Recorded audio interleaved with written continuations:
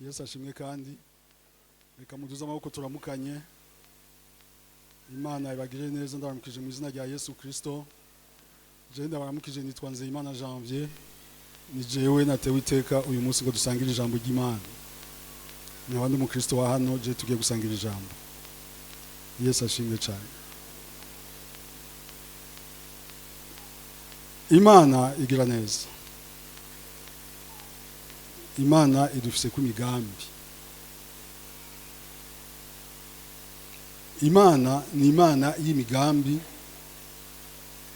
naho atari ryo jambo natumbereje mugabo yenena aho nyene ku Imana ari Imana y'imigambi.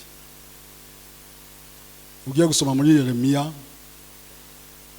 ijambo ry'Imana rivuga riti imigambi ndabafise ko ni myiza.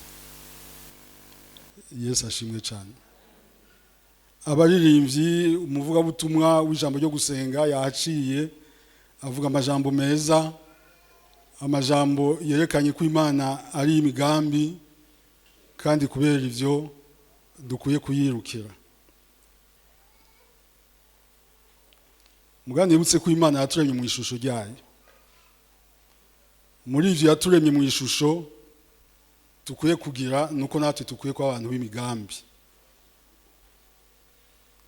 Imigambi nico cigwa tumaze iminsi twiga araheza amezi kuva mu kwezi kwa 12 ngira ngo araheza amezi ashika 8. Mugabo abantu bataje kuciga caba ku munsi wa gatandatu, navuga ni mwarahombye kuko mutacize kandi inkuru atari nziza nuko twaye tugihejeje. Kuko muri ico cigwa ijambo ry'Imana rivuga ngo abantu banje bicwa no kutabimenya. Hari ivyo twagiye turaharonkera vyatuma mu buzima bwacu bwa misi yose bukenera imigambi tuhungukira ubwenge bw'ingene twokwifata. Ico cigwa cyamaze amezi 8. Mvuga nti abatize barahombye kuko ni cigwa no muri kaminuza baciga bakakironkera impamyabushobozi. Hari abafise za master muri co, hari n'abafise amadoktora muri co. Icigwa cyo gutegura imigambi no kushira abantu mu migambi, kandi iyo bavyiga babitangira amafaranga. Mwebwe rero ntimwaje, mvuga nti mwarahombye kuko harimo ibanga twasanzemo, nibanga kenshi mu ishengero ridakunda kuvugwa. Ikindi gihe usanga rivugwa hageze gutanga amashikanwa ni jambo rivuga ku mafaranga. Ku mafaranga aho twaboye ko abantu abakijijwe n'abadakijijwe bakeneye amafaranga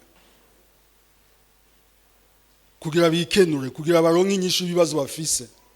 Mukanya twumvise warafise ikibazo, afise umwana mugabo yarafise inzira zibiri. Yarafise inzira yo kuja kwa muganga ajanye amafaranga canke akaja kuri Kristo Yesu. Yagize umugambi aravuga ati aha reka ndondere Yesu araza kumbera inyishu. Twarize rero ukuntu barondera amafaranga kuko amafaranga niyo inkebuzo ya mbere twatanze ni yuko amafaranga atari ubutunzi dukwiye kurondera. Naryo jambo Paul yabwiye Timoteyo ati bwira abatunzi bareke gushira umuno mu mafaranga kuko ni inkwezi y'ibibi byinshi. Mugabo rondeye amafaranga yarondere nk'igikoresho ukoresha mu kurondera bijya byose. Kuko ufise amafaranga, abakobwa benshi bagira ingorane kubera amafaranga. abuze amafaranga y'amavuta, arifuza kurya agakoko aha hantu, umuntu yaje amubwira ati ngo ndakujana ahantu tuje gusangira. Bagiye baragenda, mugabo uwamuhenze ngo bagende arazi ico yateguye, ibyo aza kukubwira mu nyuma nibiza gukurikira, nibizokurikira kumbure uwo munsi wari umunsi wo kugutega gusa, ariko aragutegura. Muga ikindi gihe iminsi iheze ibyo azokubwira ngo tugire ibi ntuzobihesha, uzosanga uri kurabigwamo. Jewe uyu munsi umbwiye ati ingo nje kugusorora, ingo tuje kwicara ahantu dusangire, ngenda n'amafaranga yanje. Yesu ashimwe cyane. Ndabwira nti yego, kuko n'abarundi barayamaze bati abantu basangira iki? Basangira ikiyago. Tugiye gusangira ikiyago. Rero mu nyifato y'indero, mvuge nti y'indero y'ikizungu, mu nyifato y'indero y'ikizungu barakunda guca bagira uwagusohokanye akagira gutya ngo garçon facture agaca bayizana bakayishira imbere yawe, agacagira gutya agashiramo ati je vais payer. Mugabo wategerezwa kuba nawe ufise ubushobozi. Umukobwa afise ubushobozi kuko amafaranga yose niyo mwezi y'ibibi bashaka kuguhenderako. Wowe nyene uri umukobwa wajanye amafaranga yawe, ucugira ati non c'est moi qui paye, ugacushira ko gwawe.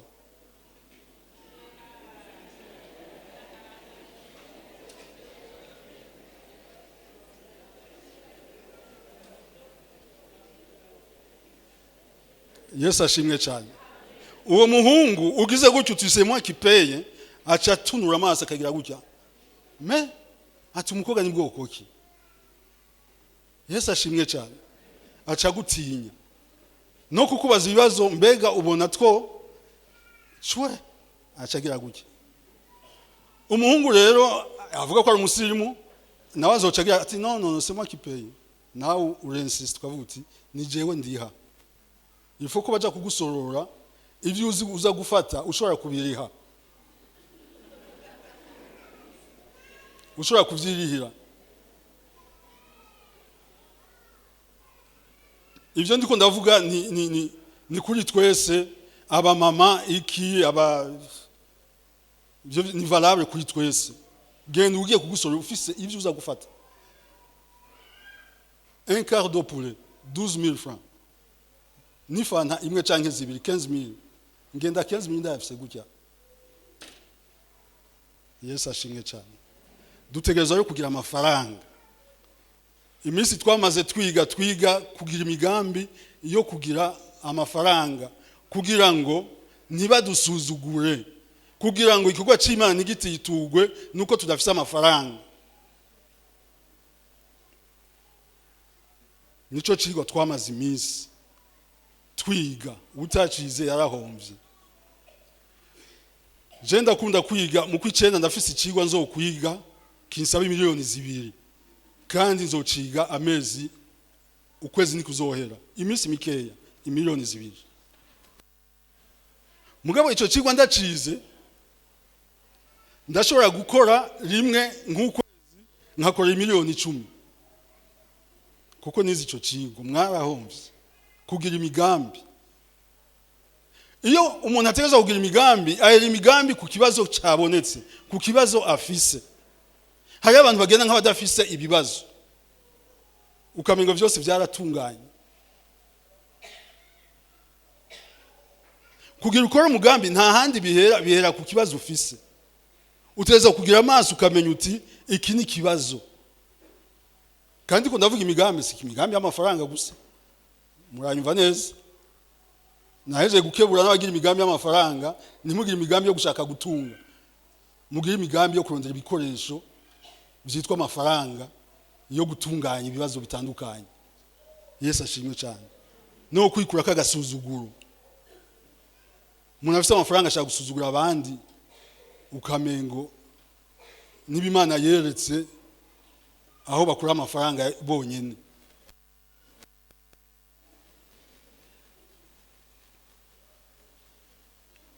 Mugabo ndakubwira ni amafaranga nzo yaronka usenga, uzosenga, utegereza gusenga, kuko mu byagezwe twabonye bizana amafaranga, Imana utegereza kuyishiramo muri ya migambi yawe utaweza kuyishiramo. Muga mu kuyishiramo nta sengesho riri ushobora kufuka mugasenga amafaranga akava muri banki aza mu mufuko wa Atiba. Nta sengesho ririho. Ni nayo nzira y'imigisha utegerezwa gukora. Imigisha y'Imana ni myinshi yaguteguriye, ariko inzira kuyironka nta yindi ni gukora akazi. Abajene umunsi iyo bahejeje kwiga usanga bataronsa akazi. Mu bisanzwe ikicirwa twagiteguye kubera abajene kugira biga ukuntu barema akazi, bihangira akazi, bitegurira ibikogwa. N'abafise akazi nabo nyene bitegurira ibikogwa. Bene data uyu munsi ni danje. Umukozi mukuru muri leta ngira ngo uhembwa menshi ahembwa ibihumbi amajana 500 ndibaza ababizi naho nyene 400-500,000 ayo mafaranga nayo kuriha inzu irasiyo ntirimwo. Uteza guca izindi nzira. Twarabonye ko muri Edeni yavomerwa n'imigezi 4 ukuntu yasa neza, naho kuguruse neza utegerezwa kuronka inzira irenze imwe y'amafaranga. Yesu ashimwe cyane. Abajene twarize twamaze umwanya mwiza. Intango rero y'imigambi ni kibazo. Ijambo rigira kabiri ni kibazo wibaza, ukibaza uti Nkor'Iki. Nkor'Iki. Luka igice cya 18 umurongo wa 18. Nariko ndavuga imigambi y'ubuzima y'amafaranga. Niba gukengerwa nta mafaranga ufise urashobora kuyaronka. Fa kwegera Imana iguhishurire ukora iki kibazo. Wegere Yesu mubwira uti Nkor'Iki. Yesu ashimwe cyane. 18 haravuga ngo umutwe w'amajambo aravuga ngo umutunzi, ariko ijambo riravuga ngo umukuru w'isinagoge aramubaza ati mwigisha mwiza, nkore iki ngoze ndagwe ubugingo budashira. Namajambo akomeye. Namajambo akomeye. Ubugingo budashira ikindi gihe tubwitiranya n'ubuzima budashira. Ubuzima bw'amaho bwo kuzobana na Kristo Yesu ibihe bidashira. Imana idufashe cyane. Uyu ijambo riravuga ngo umukuru w'isinagoge, ndiko ndasoma amajambo narabonye ko iri jambo ubugingo budashira yarasanzwe arizi. Ndiko ndaraba amajambo nkasubira inyuma ndabona ijambo ubugingo rihera mu itanguriro. Mugabo gushira ijambo budashira kumbure narifatiye kure, kumbure imbere yaho ririho.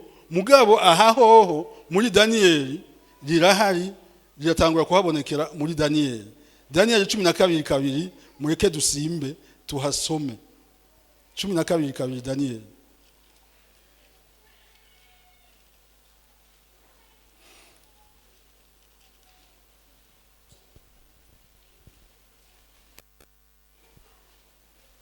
N'urupapuro rwa nyuma amajana 9:7 havuga ngo kandi benshi bo mu bazoba basinziriye mu ivu hasi bazokwikangura, bamwe bikangurire ubugingo budashira, abandi bikangurire ubumaramare n'ibiteterwa bitazoshira.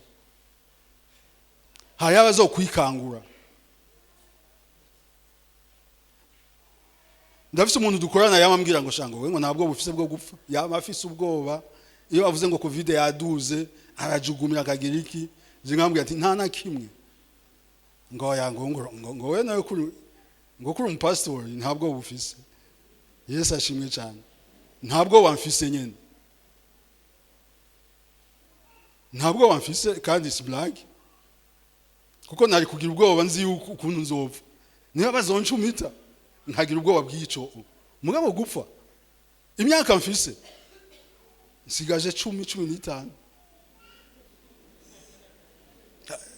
None uraho siko yavuze ngo ubwasi burasha? Nsigaje 10-15 20 nzoramba iwacu turaramba papa yapfuye afite 90 nukuvuga ndacafise nkindi 20 yo kubaho mugabo amaherezo ntakwenda tu Yesu ashimwe cyane no ofisi ubwo wabwiki n'abatama turi kumwe tungana basigaye gendana n'amafyeri kuko barazi yuko barabonye Imana imbere barahabona barazi ico bakora umugambi barawugize barawuhagazemo uyu yaramenye ko hari ubugingo budashira buriho buzobaho canke buriho n'ubu kuko ndiko ndasoma insiguro z'ijambo ry'Imana bambwiye bati ubugingo budashira n'uyu munsi nyene. Yesu ashimwe cyane. Ubugingo budashira si wa munsi uzopfa. Aho uzovuga uti urebe ubugingo budashira ndashaka kubyinjiramo ndabubemo kuko ndiko ndasoma aya majambo aho dora twibaza kuko ari impari tumaze iminsi muhira n'abana bambaza kugira binjire mu ijambo ry'Imana mu kuri ku ijambo ry'Imana ngo mbega umupastori akoze icyaha akagwa azoja mu ijuru yarakijijwe? Sinshaka kwishura.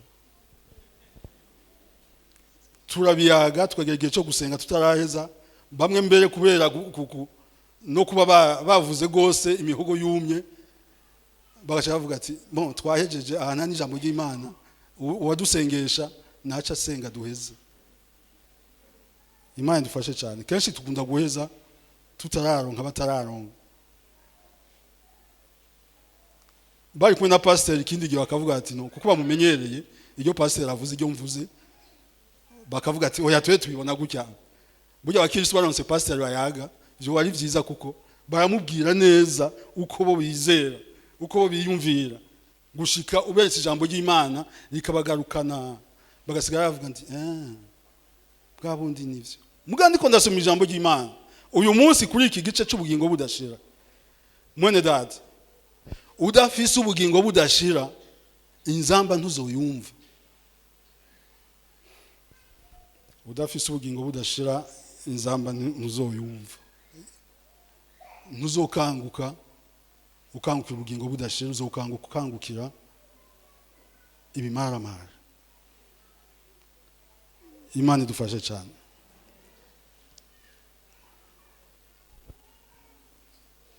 Uyu mukuru w'isinagoge yarabimenya ati hari ubugingo budashira Nkor'Iki?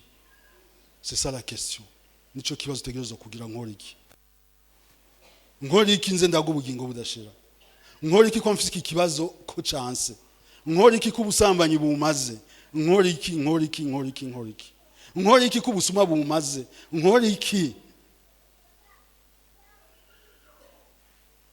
Ikintu cyanyohera rero nuko yatumbereye nyene nyishu. Yesu yaramubwiye amajambo atari make kuva kuri iki ku murongo wa 18 yaciye amwibutsa amajambo abiri ijambo rimwe.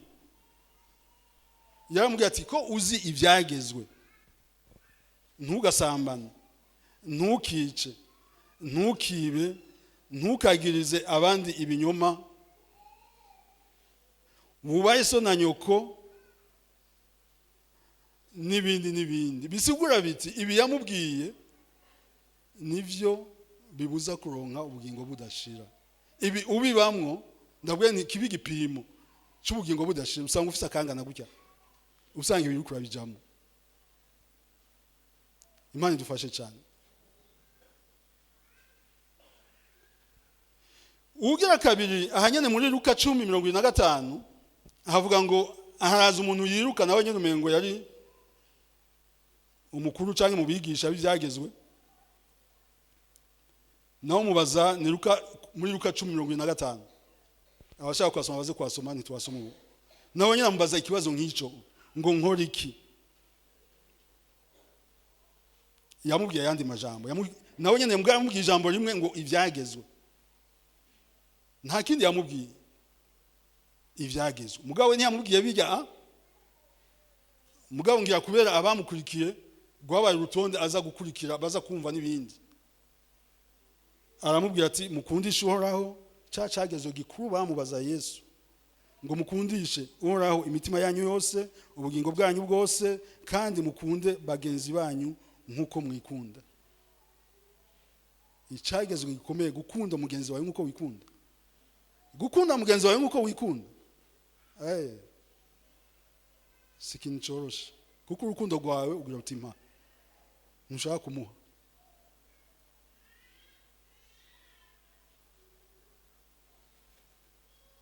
Ayo niyo majambo niwo muti wo kuronka ubugingo budashira. Yesu ashimwe cyane. Yesu ashimwe kandi. Ubugingo budashira nico gipimo cy'umuntu azobana Yesu ibihe bidashira. Biratandukanye ubuzima budashira. Yesu aravuga mu majambo neza ati urwanira ubugingo bw'iwe azobutakaza. Uyu munsi ajya amajambo nahereye ko y'imigambi y'ubuzima busanzwe kurondera amafaranga. Usanga abantu benshi ari imitima yose iri.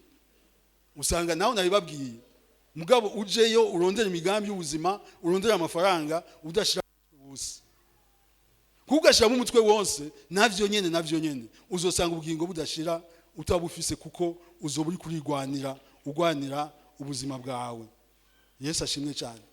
Yesu niwe avuga muri Yohana 12:45 ngo ukunda ubugingo bwiwe kurusha ngo azobutakaza. Imana idufashe. Dufise inzira zo gucungura ubugingo bwacu. Ijambo ry'Imana rivuga ngo dutera mu bugingo bwacu. Harimo ubu bugingo kugira ngo ntibadusuzugure turonka amafaranga, ico ni kimwe. Muga nayo nyene tuyarondere Yesu arimo.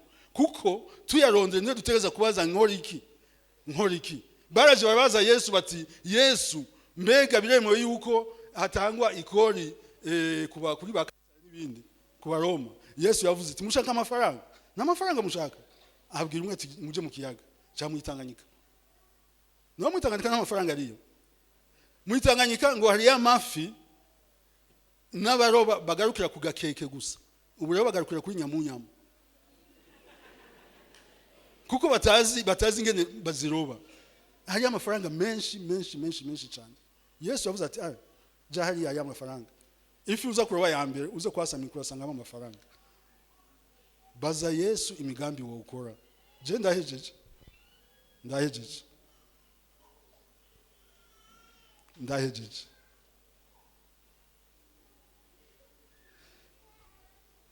Navuze yuko imigambi yose ihera ku kibazo.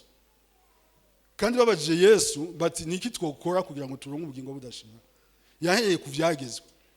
Ati nayo vyagezwe bivuga ngo ntusambane ni wibe. Ntubeshera abandi.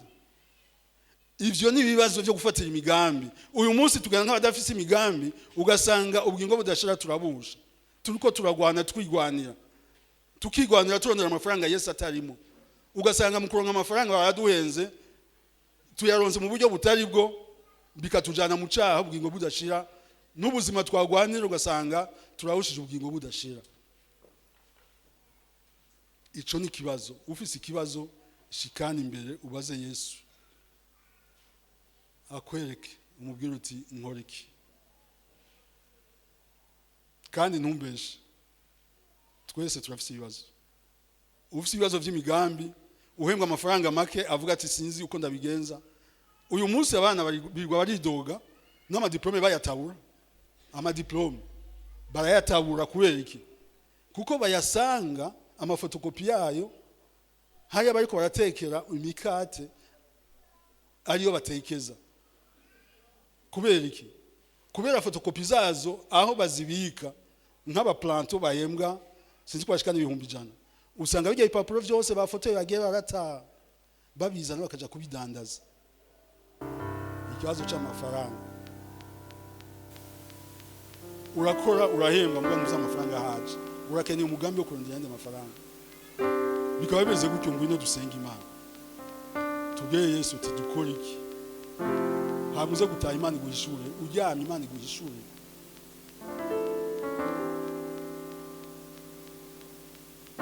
Umunsi tugeze kandi bizosubira inyuma. Tugeze mu gihe cyo kurema imigambi. niba uri n'umukozi utegereza kugira umugambi.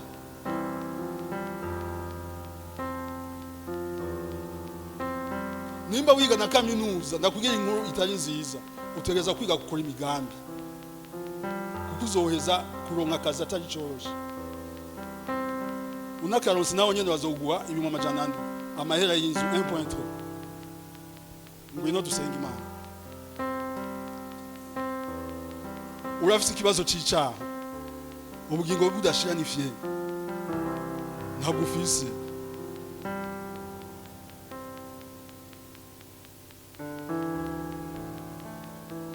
Yesu aravuga ati ujya kuri jewe akama ku maraso yanje, uwo niwe afise ubugingo budashira.